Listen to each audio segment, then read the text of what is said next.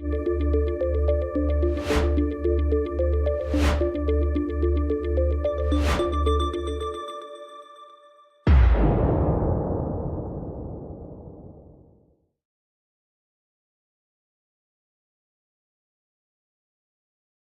Man Zero does in fact exist. It is a game in which you play as Zero from the Mega Man X series. It plays just like the Mega Man X series, except this time you can't see.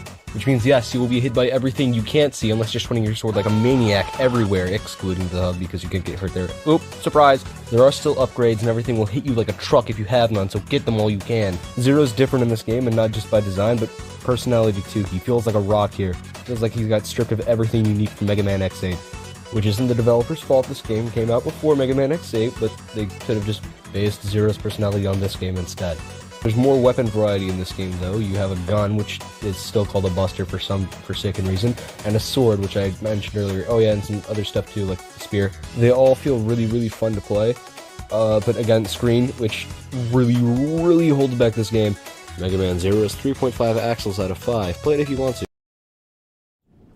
Welcome back to the Gigachad Broadcast. I'm your host, Ty Smaltz. Michael Jones. And before you start, I know Valentine's Day was yesterday, but I did some research. I just wanted to talk about where it came from because I didn't know and I thought it was cool. Right? Mm-hmm. Do you know? No. Enlighten me. All right. So pretty much, from the 13th to the 15th, the Romans had this like festival party thing. And the king at the time killed these two guys named Valentine on the 14th, and and then there's like a, what's it called, martyrdom, and it started that, and then all just pushed them. Now the festival was pushed to the 14th for them, and then that's pretty much what I found. All right, out. if you want a more in-depth history, talk to anybody else. But me, maybe Ty. Moving right along to sports, we only got one game this week. Wait.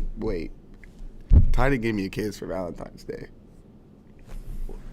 We'll do that off stream. All right. I don't want anybody to get jealous. Getting right back to sports, we got one game this week. Boys basketball this Saturday at South Vermilion. JV starts at 6. Make sure to be there. It's going to be a hype game. Last game. Do you know when sectionals is? I was going to say it's the last game for sectionals, right? I think the sectionals is 28th. So. Does anyone know that? Oh, it might not be the last game for sectionals. It might not be. It might. It's not. It's I think not. there's I one was more. completely I think wrong. there's one more game. Two more. It's one of the last ones before sectionals. Yep, so be there. Make sure to be there. All right. 2 more games. So, speaking of sports, we also have a mascot. So that's moving right along. That's coming together. It's by BAM Mascots in Mississauga, Ontario. If you have any big questions that we don't cover today, make sure to talk to Mrs. Smaltz, my mother. Yeah. And we need people to do the mascot too. So if you want to do it, yes, talk to Smaltz. And there's like a training or something you can do. So yeah.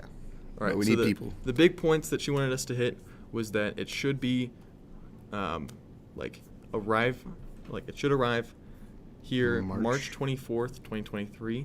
Mr. Sowers and Mrs. Smaltz have a Zoom meeting planned for next week, so they are very involved in the process, making sure it's going to look good. We have a picture of the head design. Very impressive. Yeah. Lovely, I know. So student tryouts for the mascot are going to be the end of April, beginning of May, close to the end of the school year. So if you're interested, I might do it. You might do it? Yeah. I think you'd be good at it. I would be good at it. If you're interested, make sure to go to the tryouts. I believe there are going to be 3 people, just that way. It doesn't have to be one person every time. Cookie. Cookie. So we're moving right along to Fortune Cookie.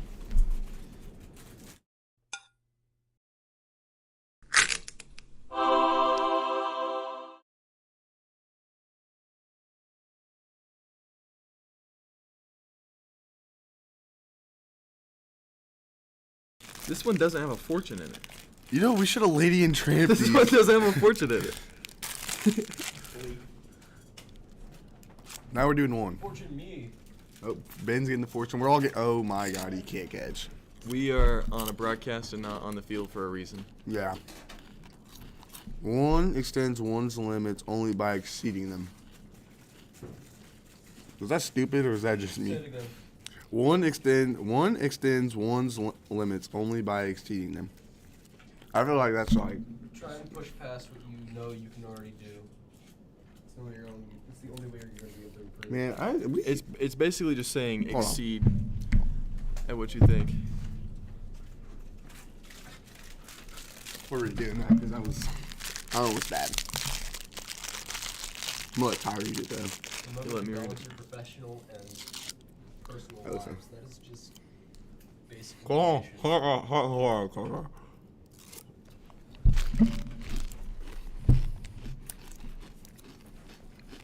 Never mind tomorrow. Today is the day. That one was bad too. Why are you worried? At least the question Alright. answered this time. What'd yours say, babe? Remember to balance your professional and personal lives.